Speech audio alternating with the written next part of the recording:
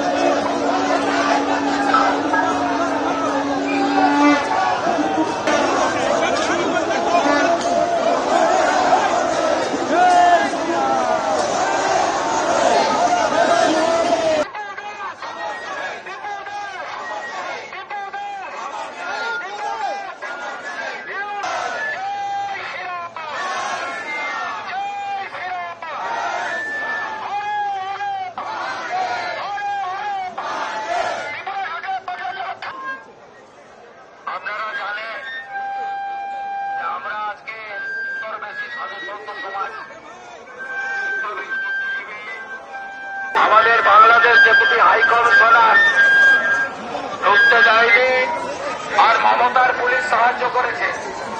কারণ মমতা ব্যানার্জির রাজ্যে হরগোবিন্দ দাস, চন্দন দাসকে যেভাবে বামপন্থী পরিবারের লোক হওয়া সত্ত্বেও হয়েছিল, একইভাবে দীপু দাসকে জীবন্ত জ্বালানো হয়েছে। তাই মল্লাই ওরে তাই খালা মমতা ওপারে যা করছে উনিও এপারে তাই করছেন। তাই আমাদের আজকে ডেপুটি হাই কমিশনের অফিসের সামনে হাজার হাজার আমি এখান থেকে সমগ্র হিন্দু সমাজকে আবেদন করব যে আগামী 24 তারিখে বাংলাদেশ বর্ডার এলাকায় সর্বত্র আপনারা প্রতীকী অবরোধ করবেন। হিন্দুদের আবেদন করব আপনারা 1 ঘন্টা 2 ঘন্টা যতটা পারবেন অবরোধ করবেন। এবং আমরা এখানে ভারত সরকারের কমার্স অফিসেও যাব, গিয়ে বলবো পারমিট এখান থেকে দেওয়া যাবে না, 1 কেজি পেঁয়াজও ওখানে পাঠানো যাবে না যতক্ষণ না দীপু দাসের হত্যাকারীদের পরিষ্কারভাবে বলতে চাই। আর আমি আপনাদেরকে বলবো শান্তিপূর্ণ এই কর্মসূচিতে আপনারা মুখে মুখে শুনে 5,000-এর বেশি মানুষ এসেছেন, বর্ণ ধর্ম নির্বিশেষে সমস্ত হিন্দুরা এসেছেন।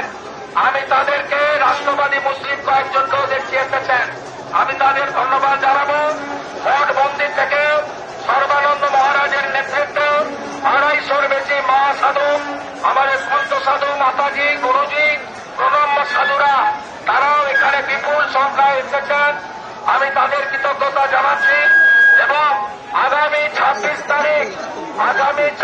তারিখে আমরা পুনরায় 10,000 মানুষ নিয়ে আমরা বাংলাদেশ ডেপুটি হাই কমিশন অভিযান করব। আমরা যতক্ষণ না দীপু দাসের হত্যাকারীদের গ্রেপ্তার শাস্তি হচ্ছে, আমরা ডেপুটি হাই কমিশনকে সুস্থভাবে এখানে অফিসে বসতে দেব না, 1 কেজি পেঁয়াজও বাংলাদেশে পাঠাতে দেব